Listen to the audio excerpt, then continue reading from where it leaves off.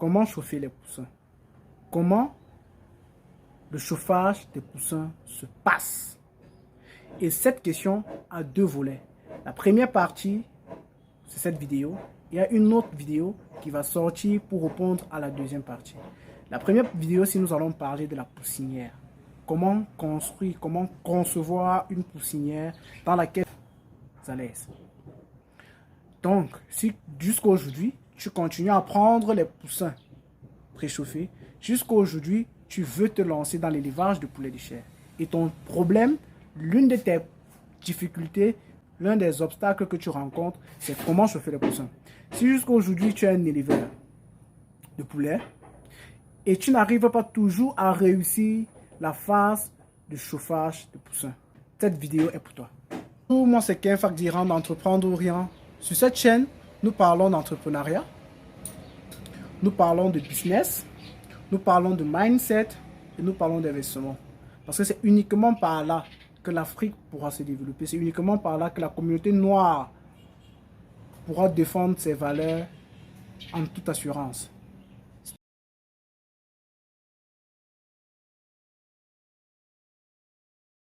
C'est quoi la poussinière?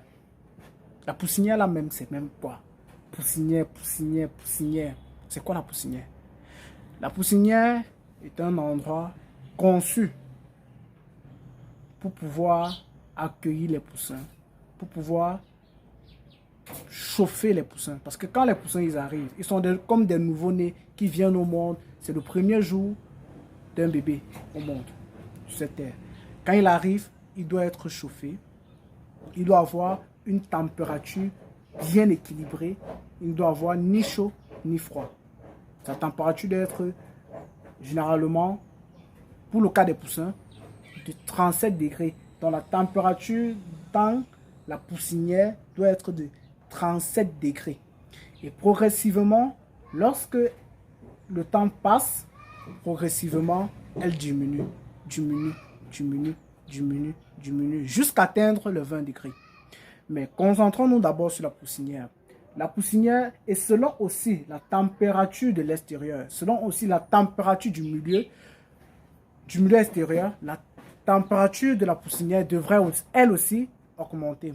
Parce que lorsqu'il pleut, lorsqu'il fait énormément froid, la température de la salle devrait aussi augmenter. Question de réguler, question d'avoir cet équilibre bien normal entre le milieu extérieur et le milieu intérieur qui est notre poussinière. Pourquoi? Parce que quand les poussins arrivent le premier jour, le plumage n'est pas assez. Ils n'ont pas assez de plumes pour pouvoir se réchauffer eux-mêmes. Ils n'ont pas assez de plumes pour pouvoir se couvrir contre le vent, contre le froid qui les attaque. Par conséquent, nous devons pallier à ce problème avec une température, avec une chaleur artificielle qu'on aura créée. Cette chaleur artificielle peut être le bois, le feu du bois, qu'on allume le feu du bois, question de réchauffer toute la salle. Peut-être la lumière.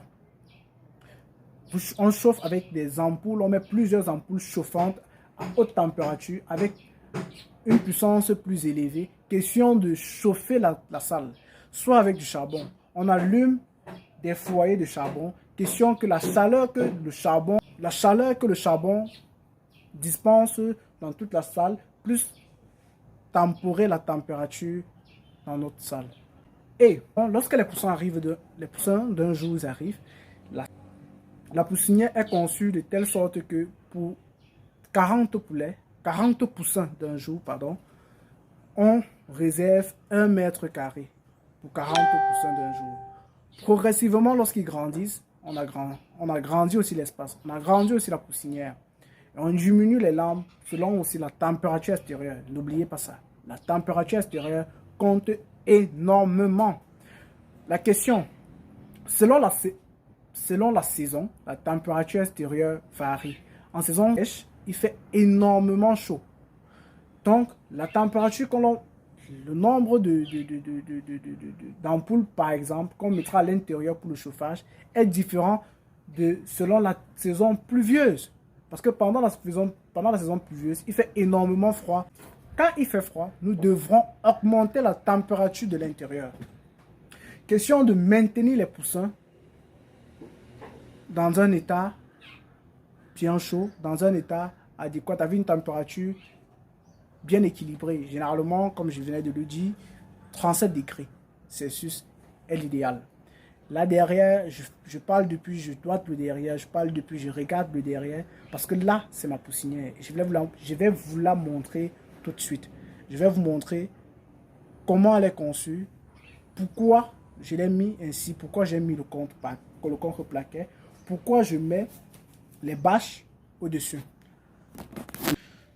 Ok, là, vous constatez bien, là, je l'ai cadré là au fond. Nous constatons, nous voyons là au fond des tôles avec du plastique là. Ici, nous voyons du contre-plaquet avec des bâches au-dessus. Là, c'est pareil. Au sol, nous voyons du copeau blanc. Parce que là, c'est du copeau blanc. Avec des ampoules chauffantes. Là, on a l'ampoule 150 watts, des ampoules jaunes. Et là, on a l'ampoule de 250 watts. Ces ampoules-là cumulées ensemble, la nuit, chauffent, donnent une température adéquate pour cet espace-ci. Parce que là, nous allons recevoir les poussins. Et je vais vous montrer prochainement comment je les traite, comment ils sont. Parce que cette poussinière-ci doit être d'abord, on désinfecte la poussinière, on désinfecte toutes les bâches-ci. Les bâches, les contre-plaquets, la tôle, le sol. On prend un copeau blanc.